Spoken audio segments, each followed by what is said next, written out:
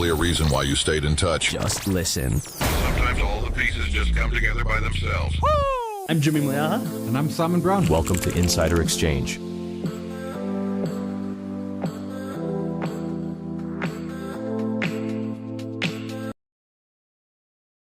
Good morning. Welcome to another episode of Insider Exchange. This week, we're going to get straight into things because there is a lot to cover. We're going to be taking a look at our thoughts around the budget speech that is happening this week in South Africa. National Treasury will table that budget speech on Wednesday. We're going to share some insights around that. We're going to be taking a look at the inflation numbers and the unemployment numbers that are set to come out from South Africa, our expectations around those, and we're going to see if we can have a poll around the next executive order to come out of the United States. So stay tuned, stick around with us. If you are joining us on a live stream and you are in the chats, welcome. Thanks for taking the time to listen to the stream. If you're going to listen to the stream and catch up on it later, remember there is the deep dive and the investor insights that are still to come as well. This week's deep dive looks into financial advisors and whether or not you need them. So perhaps dip into that as well. But if you're on the live stream now, thanks for tuning in. Shout out to our TikTok community. Thanks for coming along for the ride as well.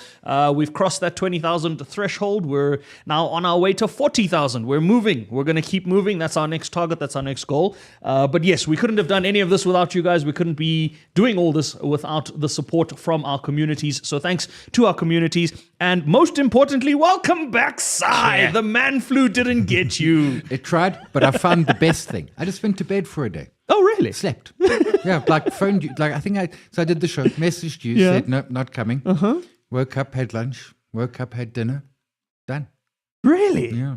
Sleep. Sleep. Huh. Well, and Medlemon and Carozzi C and a whole bunch of, I don't know. Whole bunch of things. Stuff my wife was feeding me. Yeah. Sleep. In wives we trust. In wives we trust. They know what's best. I somehow think this is what's passed down from generation to generation. Because as you grow up, it's your mother that does this typically, right? And then somewhere along the line, wives inherit this thing from the mothers on how to fix the husbands and how to fix the fathers. And so then the wife then becomes the mother themselves and so on and so They forth. fix it. And you never really know when the transition happens, right? It's kind of like those red sweets that Granny always has. We all know the ones I'm talking about, the strawberry flavored red sweets that are wrapped in the red wrapper with the green thing on the top. Nobody knows what they're called. Nobody knows where to find them, but every granny has them, right? That's exactly what it's like. Speaking of things everybody has, budget speech. Every country has them, and we have ours this week on Wednesday. It's going to be tough. There's a lot to think about. There's a lot that's going to go into it. I mean, I'm thinking about the expectations, obviously things around VAT and sin taxes and all of that, the normal things, right? But what concerns me is the abnormal that's starting to come out. There's a loan. There's a loan, everybody. There's a loan. Yeah. There's a loan that we've applied for with the World Bank. We're still having our credit score reviewed. We haven't been pre-approved. We're sending FICA docs. Yes, we're sending the country's FICA docs to the World Bank. What's the size on that loan again? Is it 24 billion? 24 billion 24, rand. Let me get 27, let me something get the amount. I saw it, and apparently the rationale behind this is because this is kind of 27 billion rand, $1.5 billion US is what we are negotiating. We say negotiating, but reality is we're applying to the World Bank to give us a $1.5 billion or 27 billion rand loan. Like small change, isn't it? For who? For our finance minister. Well, South Africa used to pride itself on being one of the countries that has the best kind of loan structuring in terms of rand denominated debts. And so therefore, but now you're going to the World Bank and you're increasing your foreign loans. Now, what are the terms exactly? What are the terms that's going to come under? And what is the money going to be used for? Like we're saying infrastructure. Frankly, to balance it, right? Because, so by reports, if you look back at October, there was a shortfall in revenue. We expect a lot to have changed since then. So probably still a shortfall of, I think it was 20 billion back in October, So some sort of shortfall that, well, it wasn't a shortfall. We always make a shortfall. Revenue was running lower than expected. So we've got that hole. The president maybe alluded to a basic income grant in his SONA, which we're kind of doing, which is still the hangover from the pandemic. SDR, SRD. Social Relief from Distress Grant, SRD. SRD. So kind of like maybe formalizing that perhaps. Talk around increasing the number of things that are VAT exempt, and not books and stuff, but like cabbages or, vegetables. So Need South some money. South Africa is basically taking money to plug other holes, and as citizens we can't do that, but as the government it's fine for them to do that. So the government acknowledges that revenue's falling short, but when we tell the banks that revenue's falling short and we need some credit, we don't get credit. No, they just tell us to go get another job or send your kid to work or something. Can we tell that to the government? Can we tell them to get more income from somewhere? I'm sure we can. Whether or not they'll listen is another story. I mean, it's going to be a tough budget. I mean, remember Eskom wanted 36% and got 12. They got 100 billion owed to them from the municipalities. I mean, is Eskom out of the woods? Transnet. And there's going to be a lot of conversations around those SOEs, right? The bailouts. Post Office wants almost 4 billion. So let's say we get the 27 billion rand, right? 4 billion already to the Post Office. Come on. So you can get a letter. No. Send me an email. Send me a postcard, which might actually, no, that's the Post Office as you well. won't get your postcard. But who still uses postcards? Oh, postcards. I go to the post office once a year. There's one in Greenside, and I renew my car license. Yes, but that's all we really use the post office for. But here's you can the now do thing. that as Spa. But here's the thing, hey? Print your document before you go there. Yes. Make your own copy of your ID book Yes. and take your own pen. Yes. The only thing they actually can do is like zip the credit card, and then they can print out the actual little disc. So we're effectively just using them for a speed point and a printer, which we can purchase ourselves from Yoko. And Yeah, but you got to hook it up to the government. So I don't know. That's the only thing. I mean, yeah. I remember a conversation with the former CEO of the post office. We're getting a little sidetracked from the budget. Mark Barnes. And he said the post office shouldn't have gone into this crisis because it was just poorly managed. That's a story for another day. We're not going to get distracted. We're going to stay on topic. We're going to stay on task. And on task is the budget speech this week. We know how difficult it's going to be. We know the tight balancing act. Are we expecting to see any tax relief? No. Okay. No. So I mean, individual corporates. So remember, we're on that glide path, or I think we've glided, where we were looking to bring our corporate tax rate down. There's been talk that we're going to jack it higher, but we're not. That's not going to happen. So corporate tax has been coming down a little bit over a few years, and I think we're at that target. For individual taxpayers, if anything, we're going to see bracket creep. In other words, they just simply don't increase the brackets by the inflation rate. So it just gets a little more painful. I mean, is VAT coming down? Not a chance. If anything, maybe VAT's up, because you're in that rare window when your next election is like late next year. So you're far away from an election. So if you want to do something that people won't like, it's now. So you're saying because you've got another budget speech between now and the next election to rectify it. To make people forget, or hope that they forget. Yeah, but I don't think VAT goes up. Yeah, but does it? That was my question. Does it make sense to then hike the VAT? Is that a good thing at this point? Because surely, if you're planning on increasing the amount of VAT exempt items, that's supposedly going to give relief to those that could historically not afford that, or those that are struggling to afford those items. Great, fine, lovely. But the purposes of increasing the VAT, the last time we did it by 1% from 14 to 15%. And have we really seen a tangible benefit where we can say, okay, let's go from 15 to 16%? Well, it's an easy way to get extra money, right? I mean, I can't remember what VAT is, but if VAT is 30% of revenue, if you push it up by 1% from 15 to 16, your 30% goes up to 32. I mean, it does just, it's an easy flow through in terms of cash. It's fairly tight in terms of its, you can do fraud, but there's not a lot of VAT fraud happening and 15% certainly by most markets is a low VAT number. I mean, the UK, I think it's 20. And I mean, there are markets out there where it's in the mid 20s. So do you know what else is an easy way to increase the amount of revenue that the government makes. Create jobs. Well, yeah. Have lower unemployment. That would certainly fix the problem. I mean, you touch on the UK and you mention the VAT rate in the UK, 20%. Okay, happy days, great. What's the UK's unemployment rate?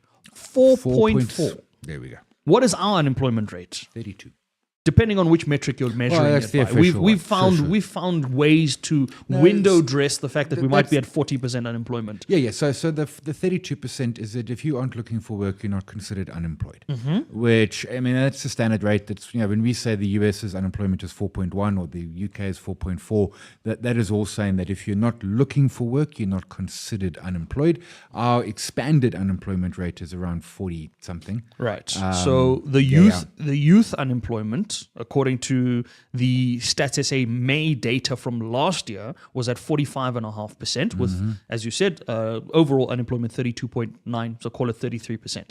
33%, 4%. They can afford to have that at a higher rate, right? And even then, they have employed, which again comes to the data that's coming out this week as well. Unemployment data is coming out this week from our side. We've also got CPI data coming out from this week. Do you think that any of these latest data points are going to be factored into Wednesday's speech?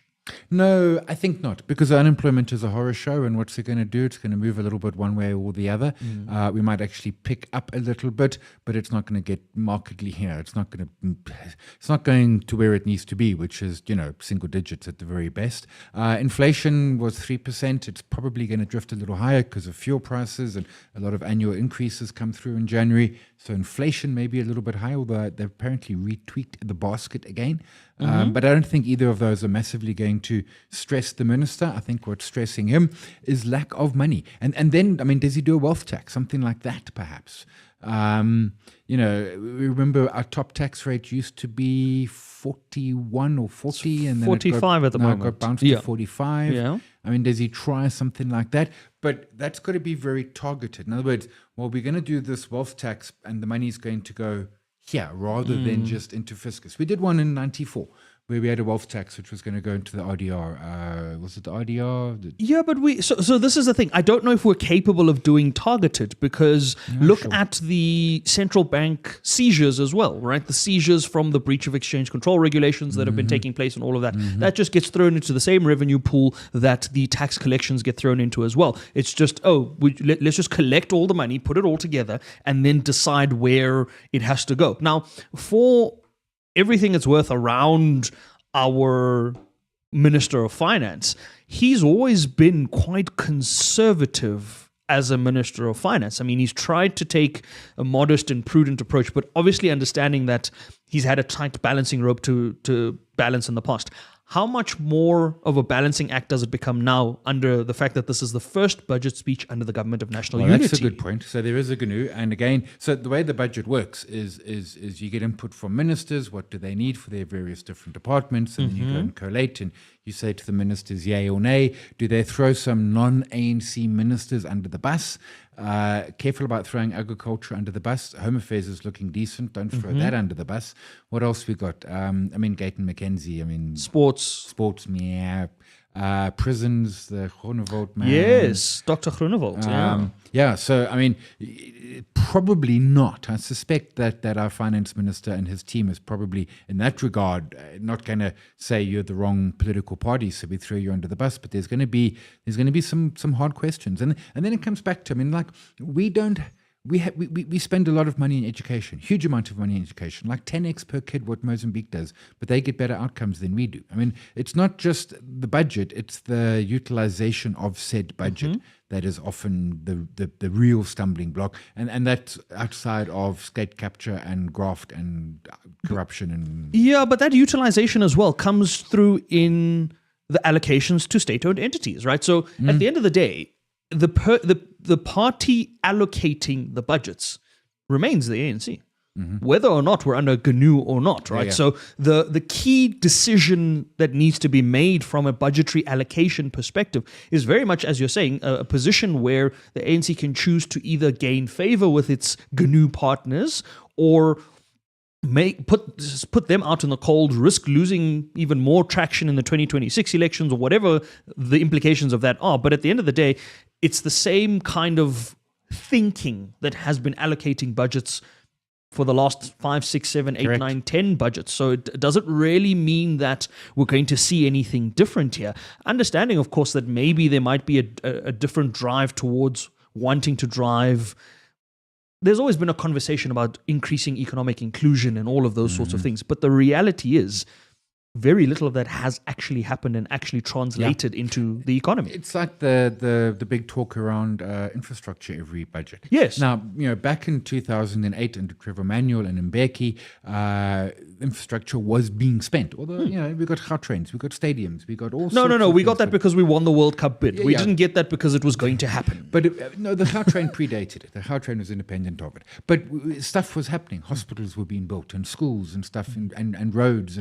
And that's kind of all just kind of faded away. So you say the Gautrain predates it, right? But the acceleration around the Gautrain yes, was yes. because look at what's happened since. We had a 10-year plan that after 10 years after the World Cup, we'd have a Gautrain that runs into Cosmos City, that runs into Roodepoort, that runs into Fourways, that runs into other areas of the country.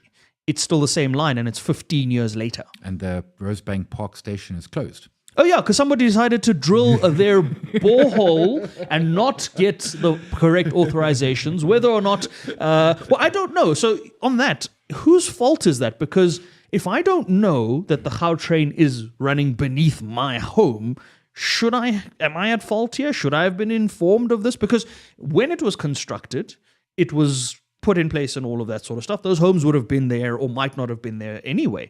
But I wasn't informed where the line would run. I can't see a topographical map of where this tunnel runs. Yeah, so surely the borehole driller. I mean, so Maybe. First question, That guy. am I just allowed to do boreholes? I thought I would need permission for a borehole. But So you call a specialist apparently, Yeah. and I think the specialist then does a Stuff. things. So maybe you phone the wrong specialist. Awkward. Awkward. Because not Gautrain. So who foots the bill in this case? Who covers the expenses? Yeah. Because if you could just afford the borehole, now you're And that Rosebank Park has been, remember there was the sinkhole?